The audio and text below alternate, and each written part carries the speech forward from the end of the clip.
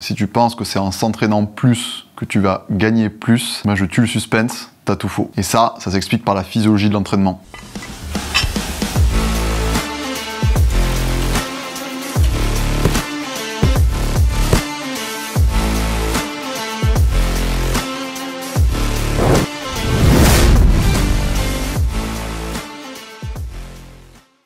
Salut, c'est Émeric pour PSN Coaching et je vous retrouve aujourd'hui pour une vidéo sur le sport et surtout sur l'entraînement.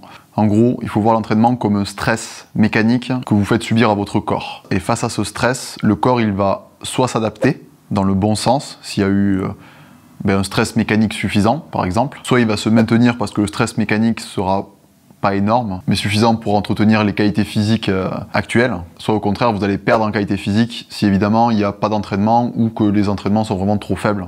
Jusque là c'est plutôt logique. Mais là la question c'est qu'est-ce qui se passe si je m'entraîne dur trop souvent? Là dans ce cas-là vous avez de grandes chances en réalité de perdre en qualité physique. Et pourquoi on perdrait en qualité physique? En fait tout simplement parce que le repos n'est pas suffisant. Et en réalité le repos que vous avez entre les phases d'entraînement, c'est vraiment le moment où votre corps s'adapte face au stress que vous lui avez imposé. C'est pour ça d'ailleurs que dans les entraînements, la nutrition et le sommeil sont hyper importants. Mais ça, c'est un autre sujet. Donc après, évidemment, il y a des solutions. On pourrait en réalité s'entraîner tous les jours et pourtant avoir de réels progrès à chaque fois. Mais pour ça, il faut maîtriser réellement les types d'efforts qu'on réalise pour pas créer en fait d'interférence justement entre les efforts. Quand je parle d'interférence, ça serait en gros un même type d'effort. Donc par exemple, soit un effort qui va avoir un impact plutôt métabolique, énergétique, ou alors un effort par exemple qui va taper au niveau musculaire. Là dans ce cas-là, c'est soit on va chercher par exemple à séparer le travail des groupes musculaires, et au niveau métabolique, là pour le coup, il va falloir essayer de respecter les temps de récupération.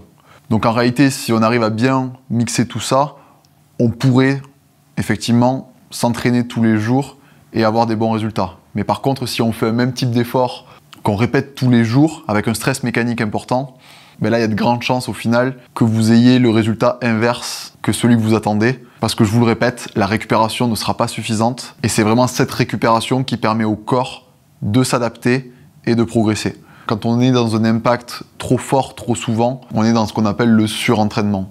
Il y a 3 signes qui permettent de détecter si on est dans le surentraînement. Ça va être en premier les troubles du sommeil.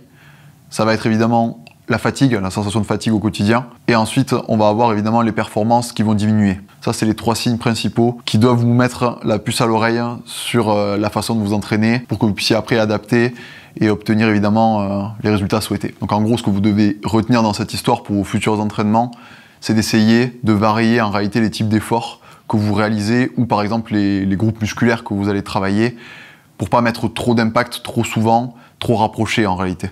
Et si vous arrivez à gérer ça, vous pourrez effectivement vous entraîner plus souvent si vous avez différents types d'efforts dans vos séances. Voilà, n'hésitez pas à me dire en commentaire si ce genre de problème vous est déjà arrivé. Laissez un petit like pour l'algorithme et surtout n'oubliez pas de vous abonner pour ne rien louper des prochaines vidéos.